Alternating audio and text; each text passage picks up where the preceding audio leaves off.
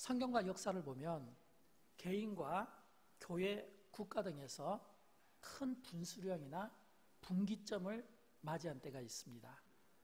예를 들어서 우리가 잘 아는 사도 바울이 원래는 기독교 박해자였잖아요. 그런 그가 다메섹 도상으로 가는 중에 부활의 주님을 만나면서 그의 삶이 완전히 뒤바뀌어지는 변화를 얻게 되죠. 이것은 바울의 삶의 가장 중요한 분기점이 되고 있습니다. 그런 것처럼 사도행전 1장 우리가 조금 전에 읽었던 6절부터 14절까지 이 말씀은 기독교 역사에서 가장 중요한 분수령이 되고 있습니다. 예수님께서 승천하신 사건이기 때문입니다.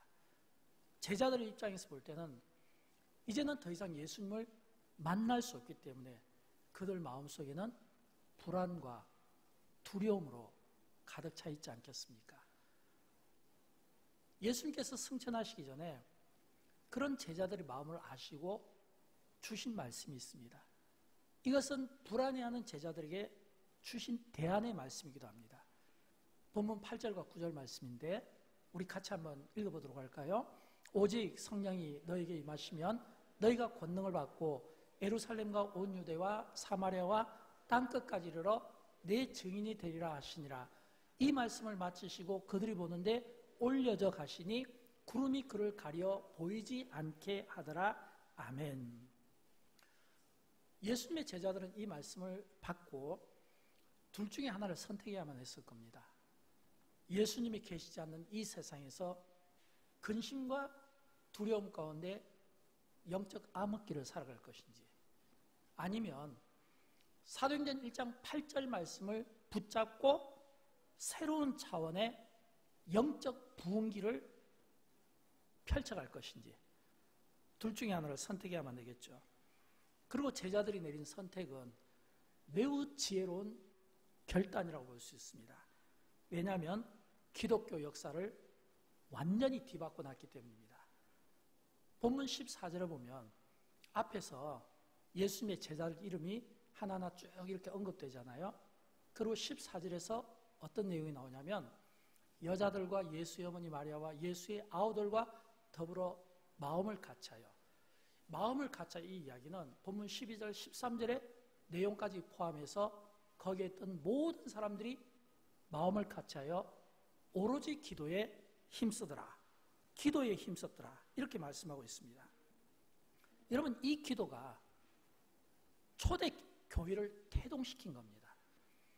여러분, 이 기도가 성령의 놀라운 역사와 함께 초대교회를 부흥시켰습니다. 그런 의미에서 오늘 우리가 읽었던 사도행전 1장 6절부터 14절의 말씀은 기독교 역사에서 매우 중요한 분수령이 되고 교회가 태동하고 교회가 부흥하는 분기점이 바로 이 기도 시간이었다고 하는 겁니다. 사도행전 4장에 가면 복음을 전하다가 베드로와 요한이 옥에 갇히는 사건이 나옵니다. 그때 초대교회 성도들이 전부 모여서 그들이 하나님 앞에 기도를 합니다. 어떤 기도를 드린지 아십니까? 사도행전 4장 29절과 30절 말씀인데 우리 같이 한번 읽어보도록 할까요? 주여, 이제도 그들의 위협함을 굽어보시옵고 또 종들로 하여금 담대히 하나님의 말씀을 전하게 하여 주시오며 손을 내밀어 병을 낫게 하시옵고 표적과 기사가 거룩한 종 예수의 이름으로 이루어지게 하옵소서 하더라. 아멘. 여러분, 지금 베드로와 요한이 옥에 갇혔을 때 복음을 전하다 갇혔거든요. 그런데도 불구하고 모여서 그들을 위하여 기도하는 초대교회 성도들이 주여, 이제도 그들의 위협함을 굽어보시옵고, 이 말씀은 주님, 우리가 지금 큰 위기를 맞았습니다. 위협을 당하고 있습니다. 감소시켜 주시고 이 위협 가운데 우리를 구원하여 주옵소서, 건져 주옵소서, 이런 기도가 아니에요. 굽어보시옵고, 그 다음에 그 내용을 보면 어떤 내용이냐면 그럼에도 불구하고 그 위협 가운데 굴복당하지 않게 해주세요. 무릎 꿇지 않게 해주세요. 비겁하지 않게 해주세요. 당당한 기도를 드린 겁니다. 다시 말하면 위협이 초대교회 성도들을 불안하게 만든 것이 아니라 오히려 예수의 이름으로 담대하게 그 이름의 영광을 위해서 기도했다는 겁니다. 그렇다면 그 기도는 어떤 기도였을까요? 주님, 비록 지금 우리가 위협을 당하고 있지만, 인생의 큰 위기와 풍랑을 만났지만 그 가운데서도 우리가 위협 속에 무릎 꿇지 않겠습니다. 오히려 예수의 이름으로 기도할 때 병자들이 치유받게 해주시고, 예수의 이름으로 기도할 때 표적과 기사가 나타나게 해주시고, 예수의 이름으로 기도할 때 귀신들이 쫓겨나게 해주시고, 예수의 이름이 높아지게 해주옵소서. 예수 그리스도가 주는 이름과 능력을 세워달라는 이런 기도를 드린 거예요. 여러분, 이 기도를 받으신 주님이 어떻게 반응하셨을까요? 어떤 반응을 하셨을까요? 이 기도가요, 본문 31절을 보면 이렇게 나옵니다. 빌기를 다하며, 빌기를 다하며. 이 말은 그들이 기도가 마쳤을 때 어떤 일이 났냐면, 모인 곳이 진동하고 무리가 다 성령이 충만하여 담대히 하나님의 말씀을 전하요. 이 말씀은 그들이 기도가 마침으로써 패배한 것이 아니라 그 자리가 진동하고 무리가 성령에 충만해서 그들이 담대히, 베드로와 요한이 옥에 갇혔지만 복음을 전하다가, 그럼에도 불구하고 그들이 하나님의 말씀을 전하는데 바톤을 이어받아서 계속해서 이 일을 그들이 감당했다고 하는 겁니다. 똑같은 기도를 드리더라도 그 기도의 내용이 달라지면 신앙의 핵심이 달라지게 되어 있습니다.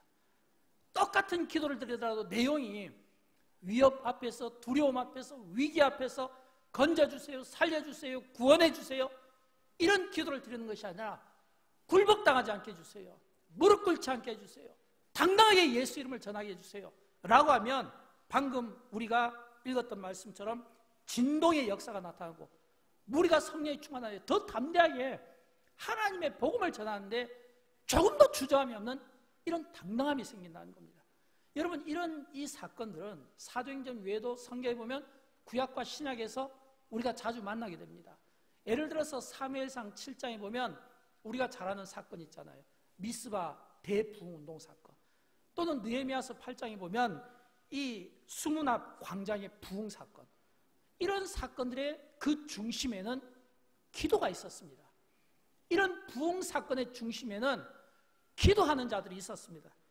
다시 말하면 기도하는 자들이 분수령이 되고 분기점이 되어서 역사 가운데 이런 놀라운 기적들이 일어났다고 하는 겁니다. 영광교회가 2020 선교대회를 은혜 가운데 마쳤는데, 저는 영광교회 2020 이 선교대회가 영광교회가 앞으로 성장하고 나가는 데 있어서 중요한 분수령이 되었으면 좋겠고 분기점이 되었으면 좋겠습니다. 하나님이 하신 일이잖아요. 하나님이 영광 받으시는 일이잖아요. 또 동시에 이 선교대회 기간 동안 많은 방문하신 선교사님들이 격려받고 위로받고 축복받는 자리가 되었고, 또 비록 함께 참여하지는 못했지만 해외에서 선교하는 모든 선교사들을 우리가 격려하고 축복하는 자리가 되었습니다. 저는 이 선교대회가 이루어지는 동안 계속해서 제안한 이런 마음이 있습니다. 하나님, 이 선교대회가 하나님이 영광 받으시는 자리가 되게 하시고, 이 선교대회가 축복되게 하시고, 이 선교대회를 통해서 그 축복이 이 일을 위하여 시간마다, 아침마다, 밤마다, 시간마다 기도하고 물질로 헌신하고 몸으로 헌신하고 주신 은사로 헌신하고 섬겼던 모든 분들에게 이 선교대의 이 축복이 가정가정마다 흐르는 물처럼 강수처럼 흘러와서 축복받는 가정이 되게 해주시옵소서. 이런 기도가 목사인 저에게 계속 있었습니다. 왜일까요? 우리가 기도하는 만큼 우리의 신앙이 자라게 되어 있고, 기도하는 만큼 우리의 인격이 변하게 되어 있습니다. 여러분, 누가 기도할까요? 기도는 내가 하고 싶어서 되는 게 아니에요. 내가 기도하고 싶다는 이런 마음만 가지고, 열정만 갖고 되는 건 아니에요. 누군가가 옆에서 동기부여를 하고 끌어준다고 되는 게 아닙니다. 기도는 누가 합니까? 기도는 하나님이 믿어지는 자가 기도하는 겁니다. 하나님이 믿어지는 자, 하나님을 인정하는 자, 하나님과 교제에 힘쓰는 자가 기도하는 것이지, 내가 기도하고 싶다고 해서 되는 게 아니다라고 하는 겁니다. 그러므로 지혜로운 사람은 기도하는 시간을 많이 확보하는 것이 중요합니다. 왜냐하면 기도할수록 하나님의 은혜를 입게 되고 하나님의 능력을 경험하게 되고 부흥을 경험하려면 기도하는 시간이 필요하다는 거예요. 특별히 우리는 성경에서 기도하는 사람들 가운데 대표적인 두 사람을 꼽을 수 있습니다. 첫째는 다윗이에요. 그가 어떤 기도를 드렸을까요? 시편 55편 16절과 17절에 보면 나는 하나님께 부르짖으리니 여호와께서 나를 구원하시리로다. 저녁과 아침과 정오에, 저녁과 아침과 정오에 내가 근심하여 탄식하리니 여호와께서 내 소리를 들으시리로다. 다윗이 저녁에도 기도하고 아침에도 기도하고 정오에도 기도했다는 거예요. 더 중요한 것은 이 기도를 여호와께서 들으시리로다. 들어주셨다는 말씀을 하고 있습니다. 여러분, 다니엘의 기도도 마찬가지입니다. 다니엘 6장 10절을 보면 그는 어떤 기도를 드렸을까요? 우리 같이 한번 읽어보도록 할까요? 다니엘이 이 조서에 왕의 도장이 찍힌 것을 알고도 자기 집에 돌아가서는 윗방에 올라가 예루살렘으로 향한 창문을 열고 전에 하던 대로 하루 3번씩 무릎을 꿇고 기도하며 그의 하나님께 감사하였더라. 다니엘이 왕의 조서에 도장이 찍힌 것을 알고도, 이 말은 다니엘이 지금 기도하면 안 되는 상황이었거든요. 그런데도 불구하고 기도했습니다. 그런데도 불구하고 기도할 때 창문을 열고 기도했어요. 창문을 열고 지금 보여주면 안 되거든요. 그런데도 불구하고 창문을 열고 기도하는데 전에 하던 대로, 이 말은 꾸준히 그가 10대에 바벨론 포로로 끌려갔을 때부터 지금 이 본문은 거의 그가 인생의 고령의 때거든요. 주석자들에 의하면 한 80, 70 정도 됐다고 합니다. 이런 이 고령의 나이에도 불구하고 전에 하던 대로 꾸준히 그가 하루에 3번씩 하나님 앞에 기도하며 감사하였다는 이런 표현을 사용하고 있다는 겁니다. 저는 우리가 지혜로운 성도의 삶을 살기 위해서는 무엇보다 기도의 시간을 많이 확보하는 것이 중요하다고 생각합니다. 저녁이든 아침이든 낮이든 다니엘처럼 하루에 3번씩 하든, 예를 들어서 저의 경우는 새벽 기도가 저에게는 정말 행복한 순간입니다. 저는 목회 초기부터 새벽 기도 시간만큼은 누구에게 빼앗기지 않았고, 새벽 기도 시간만큼은 꼭 하나님 앞에 기도하는 교제 시간을 삼고 싶었기 때문입니다. 새벽에 말씀을 묵상하고 고요한 중에 음성을 듣기도 하고 영감을 받기도 하고 또 설교 준비도 거의 새벽에 기도 시간 때 이루어지는 경우가 많습니다. 또 뿐만 아니라 이 새벽에 기도할 때 전날의 피곤함이 새벽에 기도를 통해서 회복되기도 하고, 때로는 전날의 상처를 받거나 또는 마음에 상한 일들이 새벽 기도의 영성을 통해서 회복되고 오늘 또 하루를 힘있게 살아가는 이유를 만들기 때문입니다. 또 그런가 하면 저의 경우는 새벽 기도지만 어떤 분에게는 밤 시간이 그럴 수가 있어요. 어떤 분에게는 낮 시간이 그럴 수 있어요. 또 어떤 분들에게는 틈틈이 기도 시간을 그렇게 일상의 영성으로 만들 수도 있습니다. 운전한다든지 산책한다든지 운동을 한다든지 어떤 상황 가운데서도 중요한 것은 우리가 하나님과 이 교제하는 이 기도의 시간을 놓치면 안 된다고 하는 겁니다. 왜일까요? 우리가 이런 시간들을 놓치면 안 되는 것은 우리 개개인이 너무 약하기 때문입니다. 여러분, 강하십니까? 강한 것 같지만 사실은 그 속에 약함이 있어요. 저도 약합니다. 여러분도 약합니다. 우리 모두는 하루를 살아가기에 너무 힘겨울 때가 많습니다. 살아가면서 자녀 문제로 힘겨울 때가 있고, 경제적인 문제로 힘들 때가 있고, 건강의 문제로 힘들 때가 있고, 또는 인간관계로 힘들 때가 있고, 항상 살아가면서 버겁습니다. 어깨가 무거워요. 뭔가 처지는 이런 느낌을 받는 거예요. 그러나 우리가 기도할 때 그 기도를 통해서 하나님이 힘 주시고 능력 주시고, 기도할 때 초대교회가 성령이 강하게 역사했던 것처럼 성령의 새바람을 통해서 우리가 일으킴을 받을 수가 있다고 하는 것입니다. 저는 이런 의미에서 우리가 이 기도에 이런 어떤 은혜를 입고 기도의 능력을 우리가 체험하기 위해서는 무엇보다 영적인 파워가 필요합니다. 영성이 필요한 겁니다. 저는 여러분 모두가 다 영적인 파워와 영성을 가졌으면 좋겠어요. 기도에 축적된 시간들이 필요합니다. 적어도 목사라면 목사에게 맞는 영성과 영적 능력이 필요합니다. 영적 내공이 필요합니다. 장로님이라면 장로님에게 맞는 영성과 영적인 능력이 필요합니다. 영적 기도 시간에 어떤 축적된 시간이 필요한 거예요. 권사님이면 권사님에게 맞는, 집사님에게는 집사님에게 맞는, 모태신앙이면 모태신앙에 맞는 신앙의 연수에 따라서, 직분에 따라서 이것이 자랑이나 계급이 되는 것이 아니라 그에 맞는 영성이 필요하다는 거예요. 영적인 내공을 기를 수 있는 마음이 필요하다는 겁니다. 여러분, 우리는 지난 시간 특별 새벽기도를 가졌습니다. 특별 새벽기도, 특세 또는 특별한 집회, 선교 집회.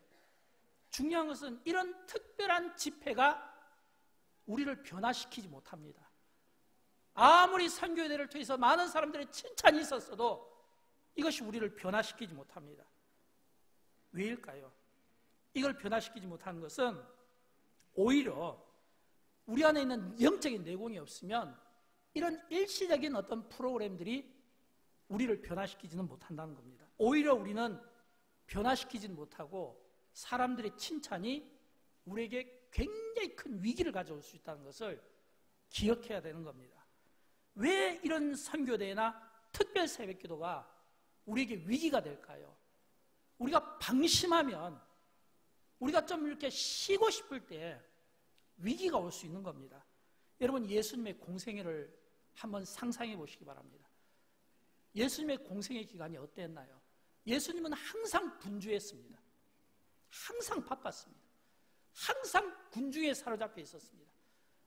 예수님이 가는 곳곳마다 병자 치유가 일어나고, 가는 곳곳마다 표적과 이적이 일어나고, 가는 곳곳마다 귀신이 쫓아나가고, 가는 곳곳마다 오병이와 같은 이런 역사들이 일어나고, 예수님의 인기가, 소문이 커가면 커갈수록 굉장히 예수님은 바쁘고 분주한 가운데 있었습니다. 그러나 성경은 그 분주함 속에서 예수님이 우리에게 어떤 모습을 보여주고 있냐면 하나님과의 관계에서 빈틈을 주지 않았다는 겁니다. 우리가 예수님에게서 배워야 된 게 이거예요. 하나님과의 관계에서 빈틈을 주지 않은 겁니다. 누가복음 5장 15절 말씀과 16절 말씀을 우리 같이 한번 읽어보도록 할까요? 예수의 소문이 더욱 퍼지매 수많은 무리가 말씀도 듣고 자기 병도 고침을 받고자 하여 모여오되 예수는 물러가사 한적한 곳에서 기도하시니라. 아멘. 예수의 소문이 더욱 퍼지매, 지금 예수님의 소문이 절정에 다다른 겁니다. 그때 예수님께서 조용한 곳으로 가서 기도하시니라. 이 말은 예수님께서 기도의 장소를 찾으셔서 거기에서 예수님께서 하나님과의 관계에 더욱 힘썼다고 하는 겁니다. 여러분, 왜 예수님께서 소문이 좋고 많은 사람들이 예수를 따를 때 예수님은 쉬지도 못하시고 왜 기도에 힘썼을까요? 기도의 재충전 기회를 놓치면 위기가 찾아오기 때문에 그렇습니다. 어제 했던 기도, 일주일 전에 했던 기도, 한 달 전에 했던 그 기도가 지금의 나를 보호해 주지 못한다는 거예요. 우리는 많은 경우 큰 행사를 치르고 큰 일을 치르고 만족감을 갖고 사람들의 칭찬이 있으면 자연히 쉬고 싶은 마음들이 생기게 돼요. 안주하고 싶고 휴가도 좀 보내고 싶고 예배도 좀 한번 빼먹고 싶고 이런 나태한 마음들이 생기는데 오히려 예수님은 우리와 대조적으로 우리에게 지금 도전하는 거예요. 예수님은 그 소문이 나고 많은 사람들이 있을 때 한적한 곳에 가서 오히려 예수님은 더욱더 기도에 힘썼다는 겁니다. 여러분, 우리가 기도의 재충전의 이 시간을 놓쳐버리면요 반드시 인생은 위기가 찾아올 수 있습니다. 여러분, 다윗의 충복 가운데 요압 장군을 한번 생각해 보십시오. 이 요압은 진짜 다윗 옆에서 충복이었습니다. 다윗이 가장 사랑했던 아들 압살롬이 반란을 일으켰을 때 점체 앞에 서서 압살롬의 반란을 진압했던 사람이 요압입니다. 어떤 의미로 보면 이 압살롬과의 이 전쟁은 요압에게 있어 인생의 가장 격렬한 싸움이 될 수 있었어요. 왜냐하면 자기가 모시는 왕의 가장 사랑하는 아들과 칼을 맞대야 했잖아요. 얼마나 인생이 격렬한 싸움이었겠습니까? 물론 요압 장군이 승리하고 반란을 진압합니다. 근데 여러분 아십니까? 그런 그 요압이 압살롬 바로 다음 동생 아도니아 이 왕자가 반란을 일으킬 때 놀랍게도 다윗에게 등을 돌립니다. 놀랍게도 열왕기상 1장 7절에 보면 아도니아가 다윗의 아들 왕자거든요. 스루야의 아들 요압과 이 요압은 압살롬이 일으킨 이 반란을 진압했던 다윗의 가장 충복이었습니다. 그런 그 요압이 제사장 아비아달과 모이안이 이게 이제 반란을 모의하는데 그들이 따르고 도오나 이랬거든요. 지금 이 요압이 다윗에게 등을 돌렸다는 거예요. 왜 이런 일이 일어날 수밖에 없었겠냐라고 하는 겁니다. 격렬한 영적 전쟁을 치르고 좀 쉬고 있을 때 그때 마귀는 틈탄다라고 하는 겁니다. 여러분 조심하십시오. 우리가 영적으로 휴식을 취할 때 가장 조심하십시오. 방심하는 순간 위기가 찾아오는 것은 마귀는 쉬지 않기 때문입니다. 마귀는 지칠 줄 모릅니다.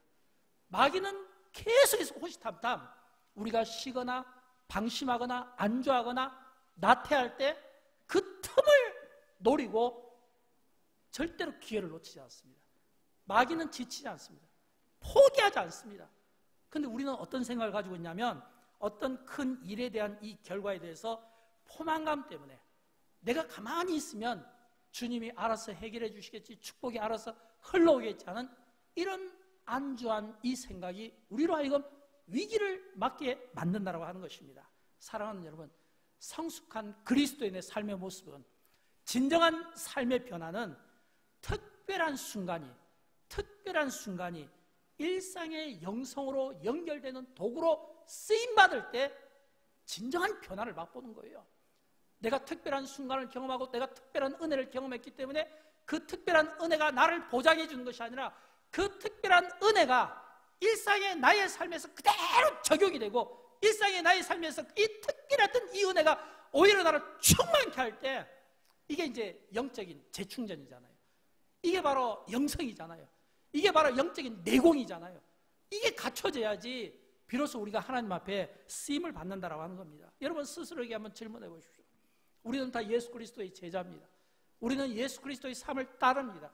우리는 다 예수 그리스도의 삶을 본받기를 원합니다. 여러분 얼마만큼 여러분이 예수 그리스도의 삶에 본받고 얼마만큼 예수 그리스도의 삶을 따라가고 있습니까? 예수님의 삶, 예수님의 기도, 예수님의 인격, 예수님의 성숙, 예수님의 섬김, 예수님의 겸손 얼마나 따르고 있습니까? 구호만 외치는 것은 그리스도인의 모습이 아니에요. 예수 그리스도께서 살으셨던 그 삶의 모습을 우리가 본받고 우리의 삶에서 실천해내기 위해서 무던히 안간히 노력하고 애쓰는 이런 경건성이 우리에게 있어야 된다고 하는 것입니다. 노력만 갖고는 되지 않아요. 은혜가 필요합니다. 이 은혜를 통해서 조금씩 깨우쳐가는 과정이 필요합니다. 그걸 우리는 영적 자산이라고 합니다. 그걸 우리는 영적 기도의 축적이라고 합니다. 그것을 우리는 영적인 내공이라고 합니다. 그것을 우리는 영성이라고 합니다. 이런 단계에 도달했을 때 비로소 우리가 예수 그리스도와 같은 삶을 따라갈 수 있게 된다고 하는 겁니다. 저는 이번 선교대에서 많은 선교사님들의 설교를 들으면서 은혜를 받았지만 특별히 저에게 도전이 되었던 두 노 목사님, 선배 목사님, 이분들의 이 말씀 속에서 굉장히 제 마음에 가슴을 치면서 와닿았던 말씀이 있습니다. 이동희 목사님께서 두 말씀을 해주셨는데 첫 번째 말씀은 세계를 먹여 살리는 요셉의 창고가다. 이 말씀 속에서 무한 도전을 받았습니다.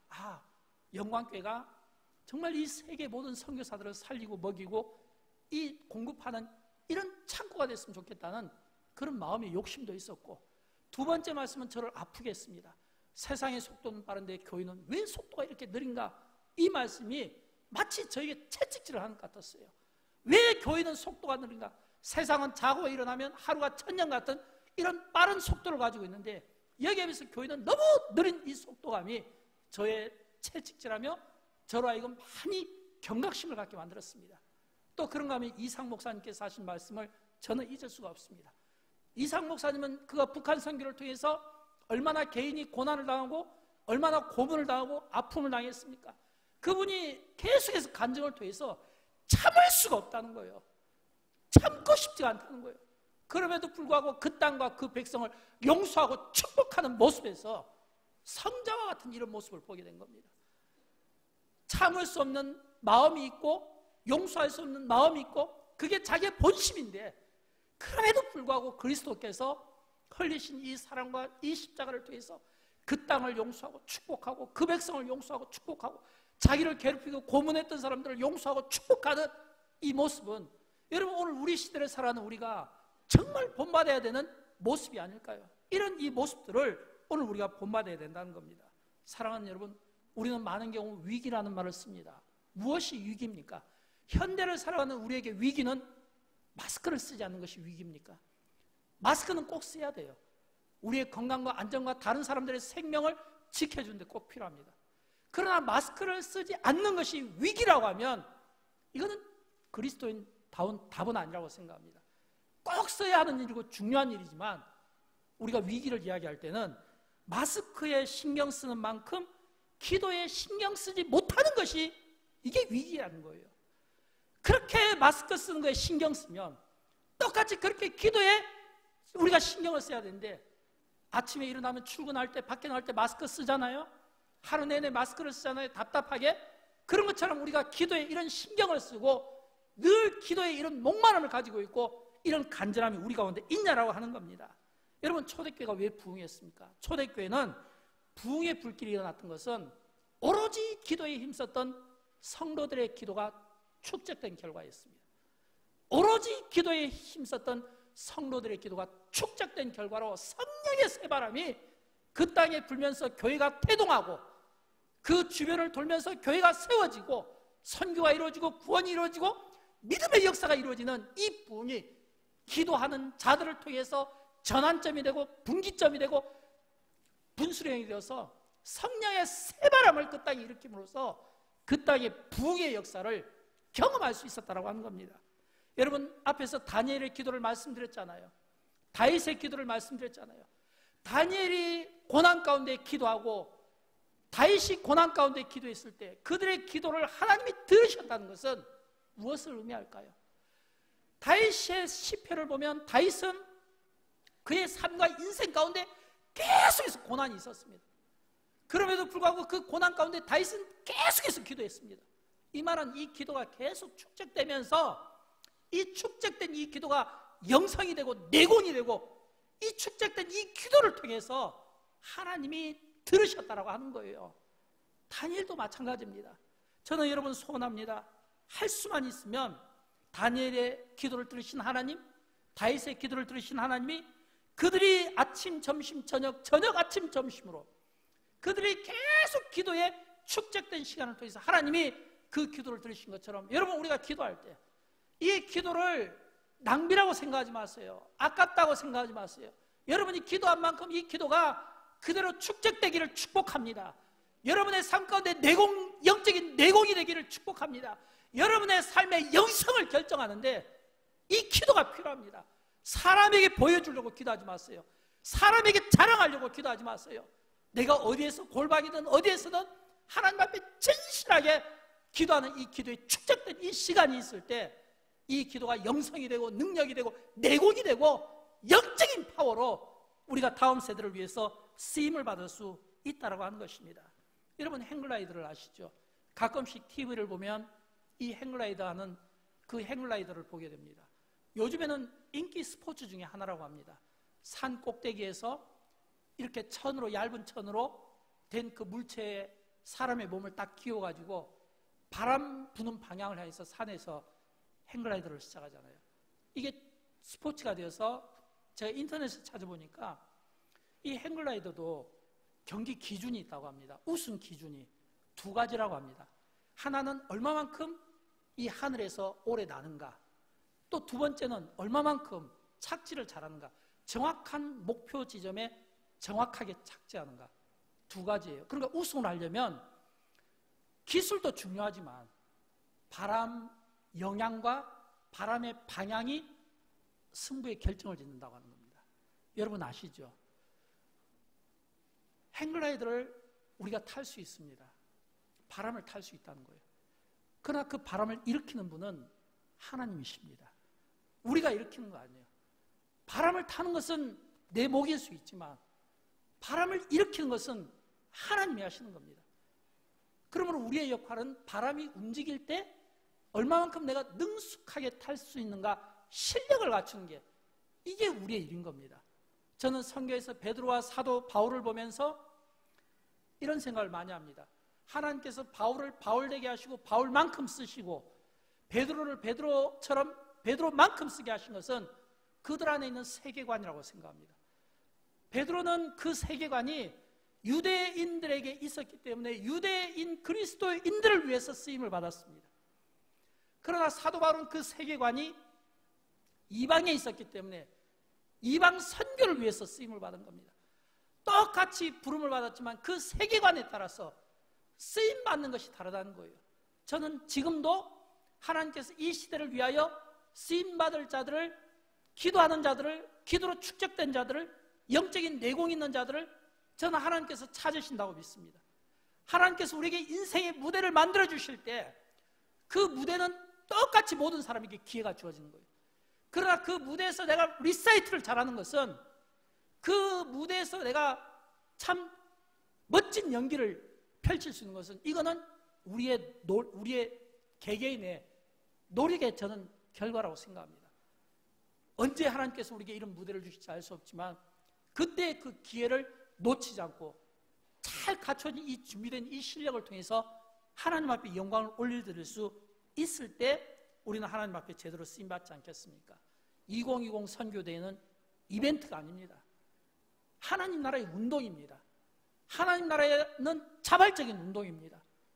또 뿐만 아니라 우리는 2020과 2030에 대해서 이제는 정확하게 구분할 수 있어야 됩니다. 2020 비전은 마치 바울이 환상 가운데 마게도냐를 보고 마게도냐 사람들이 손짓할 때 그 환상과 그 꿈을 가지고 그 기대로 이룬 결과라면, 2030 비전은 우리 자녀 세대가 보여줄 미래의 열매를 보면서 나갈 수 있어야 되는 거예요.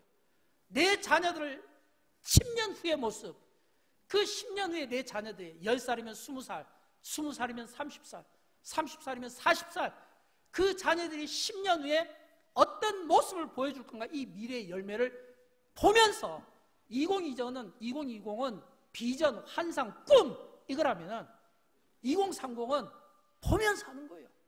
여러분, 지금부터 여러분의 자녀들의 10년 후의 미래를 한번 디자인해 보시기 바랍니다. 한번 그려보시기 바랍니다. 10년 후에 우리의 자녀들이 어떤 모습으로 세워질까?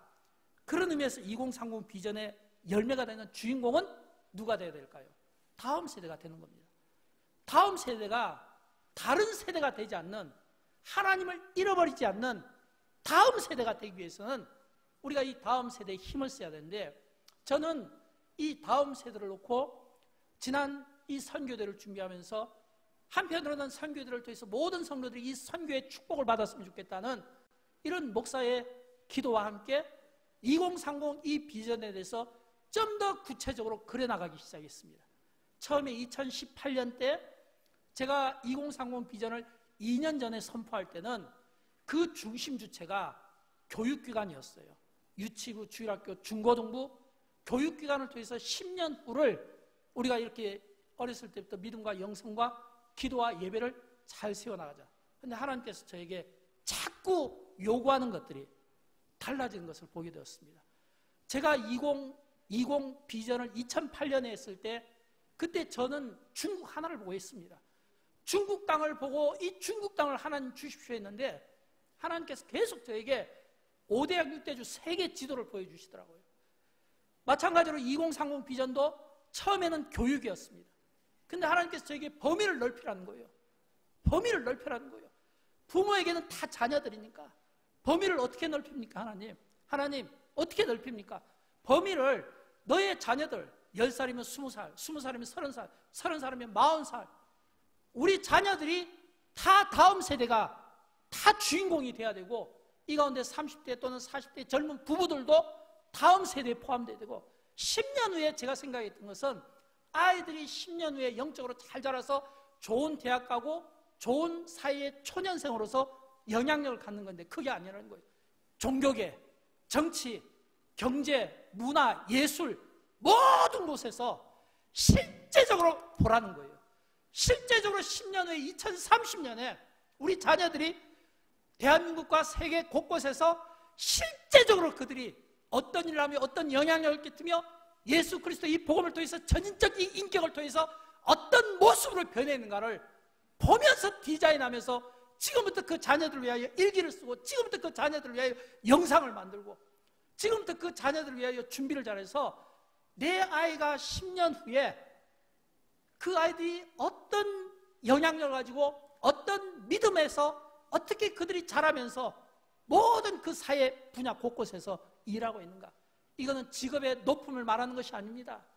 직업의 높음이 아니라 주어진 역할에 대해서 얼마만큼 최선을 다하며 영향력을 끼치고 그리스도인다운 삶을 사느냐, 이거를 말씀드리는 거예요. 저는 10년 후에 우리 살아가는 모든 우리의 자녀들, 그들 중에는 지금 5살짜리 우리 유치부면 15살이 되겠죠. 지금 고등부 3학년이면 20대 후반이 되겠죠. 지금 청년들이면 30대가 되겠죠. 40대가 되겠죠. 영광교회 다음 세대는 청년 세대를 중심으로 해서 젊은 장년 세대까지 포함해서 하나님의 범위를 넓히라고 합니다. 실제로 모든 사람들이 보면서 인정할 수 있도록, 그래서 우리의 모든 자녀들을 위해서 우리가 함께 기도하고 그들을 축복하고, 그리고 모든 세대가 함께 기뻐할 수 있는 이런 이 2030의 이 다음 세대를 위해서 저는 하나님 앞에 영광교회가 쓰임을 받았으면 좋겠어요. 저는 하나님께서 이를 기뻐하신다고 믿습니다. 이 가운데 젊은 부부들에게 도전을 하는 거예요. 여러분의 10년 후의 모습을 한번 그려보십시오. 여러분의 자녀들을 위해서도 그려보십시오. 저는 여러분이 일기를 썼으면 좋겠어요. 지금부터 여러분의 영상으로 만들었으면 좋겠어요. 지금부터 여러분의 자녀들을 사진으로 스크래치를 했으면 좋겠어요. 그래서 이 아이들이 10년 후에 우리 자녀들이 이런 성장 과정을 통해서, 이런 어떤 변화를 통해서, 이런 이 성장을 통해서 대한민국 곳곳과 세계 곳곳에서 자기에게 주어진 그 역할, 직업 또는 그 어떤 행동을 통해서 영향력을 끼치는, 영향력을 보여주는 다음 세대, 미래의 2030년에 대한민국의 운명을 정치인들에게 맡기는 것이 아니라 대한민국 운명을 바로 우리 자녀들을 통해서 보고 싶은 겁니다. 대한민국의 2030년 미래를 우리 자녀들을 통해서 보고 싶은 겁니다. 우리 자녀들이 그 일을 해내기를 원하는 겁니다. 다른 데서 기대하지 마시고 우리 아이들에게서 1차적으로 이 기대를 보여주고, 우리 자녀들을 통해서 또 다른 세대가 다음 세대로 돌아오는 이런 성령의 바람. 저는 영광교회 2020년이 여러분이 결과를 느끼시고 결과를 보시고 이 결과를 확신한다면 또한 2030년 동안 저는 확신했으면 좋겠어요. 앞으로 10년 후에 영광교회가 우리의 자녀들이 어떤 모습으로 변해 있고 어떤 영향력을 끼치며 어떤 삶으로 하나님 앞에 곳곳에서 영광을 보이는가, 종교계에서도 정치계에서도 경제계에서도 문화, 사회, 예술, 음악 모든 부분에서 저는 이 영향력을 끼치는 이런 놀라운 분수령을 또 한 번 성령의 바람이 불어오는 이런 이 축복을 우리가 함께 보면서 함께 손잡고 함께 기도에 힘쓰며 나아갈 수 있기를 주님의 이름으로 축원드립니다. 우리 다 함께 일어나시겠습니다. 함께 일어나셔서 우리 함께 찬양하도록 할까요? 이 땅의 동과 서남과 북 2절, 한라에서 백두까지, 백두에서 땅끝까지.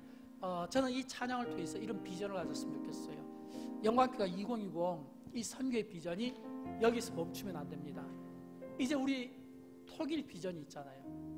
한라에서 백두까지, 그리고 세계 선교 5대양 땅끝까지 나갔으면 좋겠어요. 그리고 그 주역들이 우리 자녀들이 됐으면 좋겠어요. 저는 우리 자녀들이 해외로 많이 나갔으면 좋겠어요. 그리고 우리 자녀들이 곳곳에서 영향력을 끼치는 그런 삶을 살았으면 좋겠어요. 하나님이 그렇게 만들어 주셨으면 좋겠습니다. 초대교회에 불렀던 성령의 바람이 2020년 이 여수를 통해서 다시 한번 대한민국에 그 성령의 바람이 불기를 원하고, 그 바람의 영향력을 통해서 2030년에 또 한 번 우리의 자녀들이 힘있게 세상 가운데 우리가 그런 보람을 느꼈으면 좋겠습니다. 그런 마음으로 함께 찬양하고 함께 10년을 향해서 달려나가기를 축복합니다.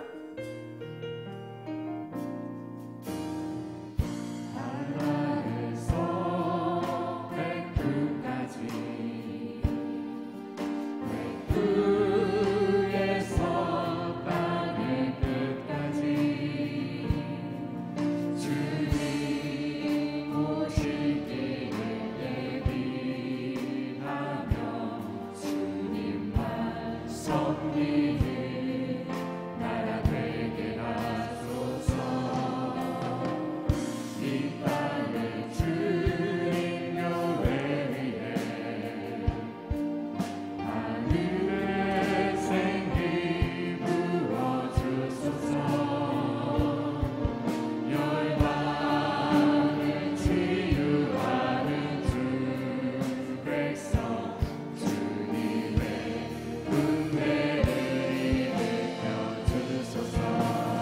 성령의 새바람